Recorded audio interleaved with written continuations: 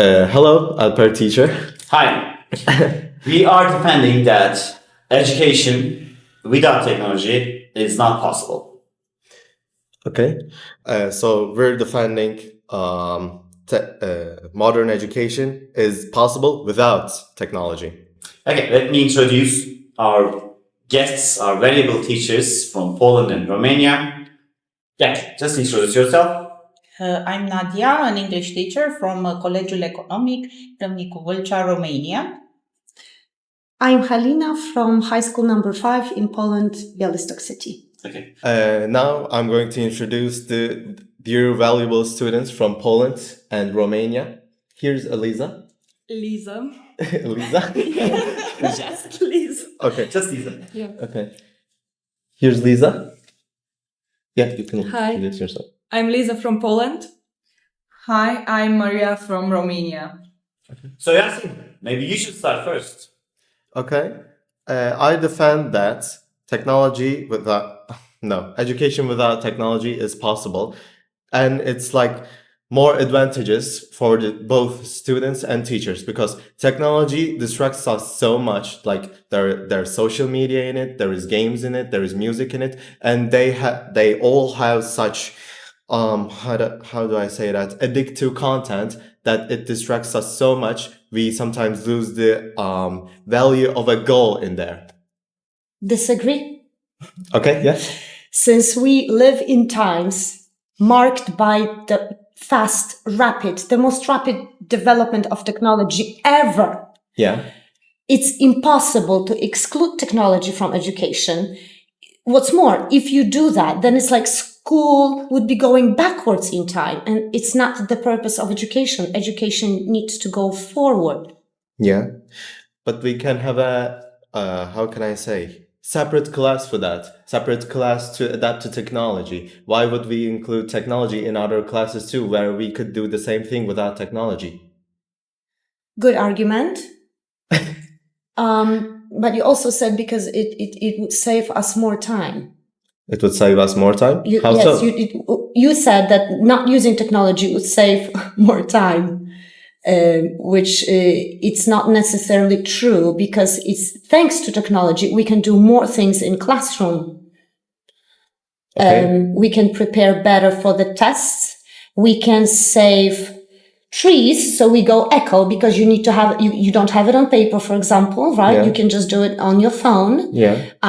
So it's not that the use of technology is bad or addictive. It's perhaps the way students use it is wrong, but there's nothing wrong in using technology in its own. But by using your phone or other technology, you also use electricity, which is also not very good for ecology often because it takes a lot of energy and a lot of resources to provide that energy. And it can also disrupt the environment, not only paper. Yeah, I'm gonna add into that. There's also the usage of AI, which requires about like nuclear power levels to give a proper answer to you. We are all language teachers here, and by including videos and games, language acquisition is faster as far as English is concerned. So English can be improved in this way. And students can learn different accents from different parts of the world, English-speaking countries like Australia or the United States or India, maybe. And using technology, you can plug into different styles of learning because each student has a different style of learning, right? You've got your visuals, you've got your auditory types, and using technology, you can use all of these, especially the visual ones and auditory ones, which can really help the students who are not just the kinesthetic types, right? That they have to write something all the time. Yeah, but what was the purpose of the school then if we should use technology? Like, we can just search the lessons on the internet and we don't have to go to school anymore. But you are information overloaded, over information. There are so much information on the internet that you always need a higher position, like a teacher or like a coach, to direct you. Because whenever although there's lots of information on the internet, whenever you get into it, it's like an ocean. So you need a guide, you need a lighthouse to get not lost in the ocean.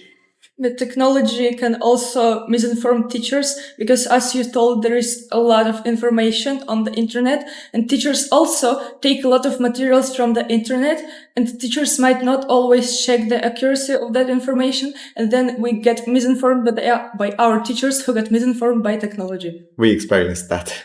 Yeah, and it really happens in real life. There's a solution for that, in school educations, educating your stuff.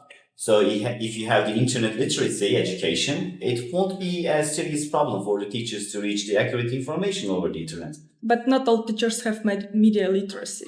Yeah, but not all students also have the internet literacy or use the technology at its best. Yeah. Mm-hmm. So the government or the responsible people will teach us, will educate us, the teachers, about the internet literacy. Then they will guide you as the grown-ups. That's why I suggested there would be a separate class for media literacy and using the technology to good purpose. But the argument you made about having so much access to information on the internet, that's why we have libraries, that's why we have courses, that's why we have teachers such as you. If technology is going to grant us so much access, then what's the use of having such places, having such people to learn about it? I mean, as you said, you need a lighthouse, but if a person you're not much more than a consultant if you do that. Yeah, education is changing. Yeah. You have to get adapted to it. Maybe that's the future. Teacher as a consultant or someone monitoring the process. Facilitator. Yes, and not someone who actually shows you need to learn this and this.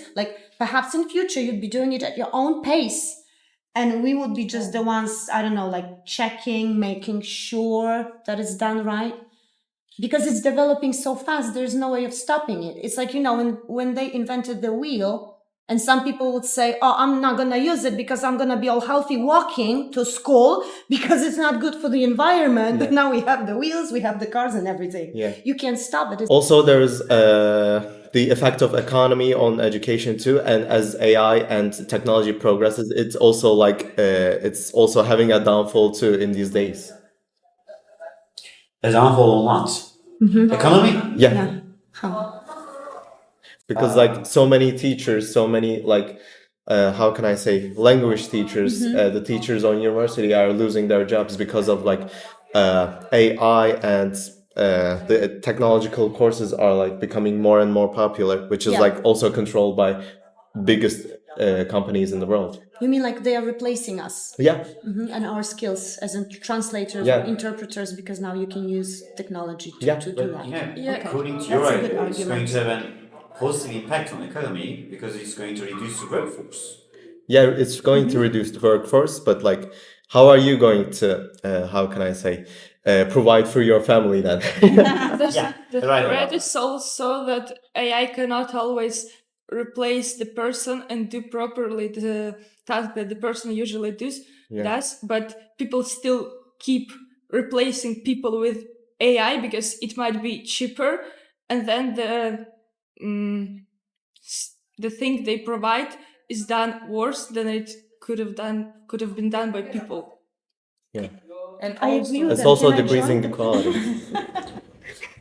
Can I join Okay. that? Because I'm We kind of lost the leaning trooper. towards these arguments. And also, if we want to study from the internet, we can think that we're studying, but actually we don't, because if we get a message notification, we can get distracted really fast, and it's only in our head that we're learning, but nothing comes in our mind, and I think this is a bad thing too. Yeah, but you don't have to get connected to your phone so that you can have a mobile connection. Yeah, It's but all if about... you want to look on the internet, you need to have your Wi-Fi on, so the notification will come anyway. So. Yeah, that's true. And You will have your tablets. It will only require the necessary programs that your teachers need during their conferences or courses.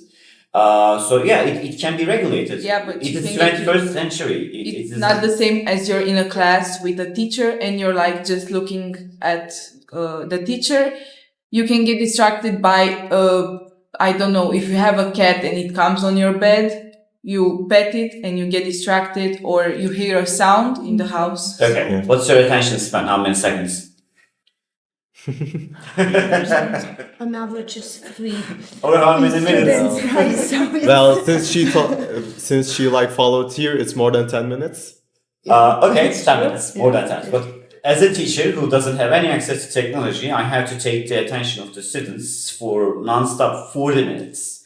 And as you are dealing with your phone after the lessons, that means that you are not going further with your attention span. It is always there. Yeah. Maximum 10 minutes. Yeah. So I have to have the technology with me to take your attention into my class so that I can keep you in the classroom for 40 minutes. keep you entertained, so it's easier for us to get those messages across to you, because we can use technology to make it more interesting. The more interested you are, the faster you learn. Yeah. When you're bored, you don't learn, and technology helps us create those lessons interesting. Yeah, but you can make the classes like fun without technology too, like through some interactive games and things like that. So you don't have to use And like, the if the student's not gonna, if the student doesn't have any interest in the subject already, you're not going to like entertain them by any means. Yeah, like why would you want to promote technology even more? As you tell, students are using their phones and other technology all the time out of the classroom, and then they come to school and you feed their need to use technology. And you're decreasing their attention span. Instead of Oh my that, God. you could just provide them with other tools and show them other ways to get more information, to get more educated, to just improve their skills without using technology, so that going out of your classroom, they could also do it on their own. Yeah. Great arguments. By the way, like, having access to like every information on the world is not a good thing. It's demotivating at like the slightest. How can I say? I think there was a study in Europe that 34% of the university students stopped going to libraries, and libraries were getting shut down. I think you know that. Yeah, that's true. And like they're not really craving for knowledge anymore. They're using, for example, you would read books while you were a student. You would like literatural books. Did I say that right? Literatural books. You would read science fiction. You would read novels and such things. But now there are sites like Tumblr, Archive of Our Own, and like Wattpad, which contains like how can I say non-consensual stuff, violence, and like how can I say Explicit content. Yeah, explicit content, sexual content, etc., which like gains the people's attention more, unfortunately. But like you said, all these could be regulated, right? But it's But not. technology- It's important. It's impossible because it's just going out of people's control, and more sources and websites with misinforming and explicit content keeps being created, and you just can't control it all. And students have to learn how to use technology wisely, but at school you don't teach about it properly also. Okay, perhaps there are no classes about this. That's true, which I agree that perhaps there should be a class, what you said, specifically about how to use technology wisely and safely and all that. But on the other hand, going back to what you said about libraries, you can have a library on your phone. Yeah, but it's not the same. It's not So the if same. you really want to read, you just read. But if you have a library on your phone, it's often also illegal libraries, because people keep copying content that belongs, the rights for which belongs to some publishers or writers, and you just distribute the content without the consent of the people who own the rights for it. And Yeah. Well, it's illegal. there are thousands of libraries who have free access to the internet users. You don't have to surpass the copyright problems, actually. But you're saying that there are dangers of that. Yeah. Yeah. I think, yes. Okay. Mm-hmm. Maybe we should reach a resolution here. You know? Yes. Yeah. I agree Because with it's that. like... At the end of the conversation, that's my resolution. I don't know about you guys. Yes, to be frank with you guys, you've convinced me. I think your arguments were great, and I am amazed how mature your arguments are. So I would say that I would have to switch sides at the end of the conversation. I apologize for betraying my fellow teachers. Yeah. And Thank you for your support. taking part with the students here. Yeah, double agency. You should throw away your phones, touch some grass, and go live to the forest. Yeah. Yeah. We Nadia, you should should say that. something. Technodiction wins. Technodiction wins. Okay. Nadia, you would like to wrap it up? So this debate has been great. We are going to use the technology less and less in our classes. And see you in Romania in April or May next year. Yeah. Looking forward to it. Goodbye. Goodbye. And most important, learn something about media literacy, please. Yeah. Bye. Maybe have a class for it. Yeah.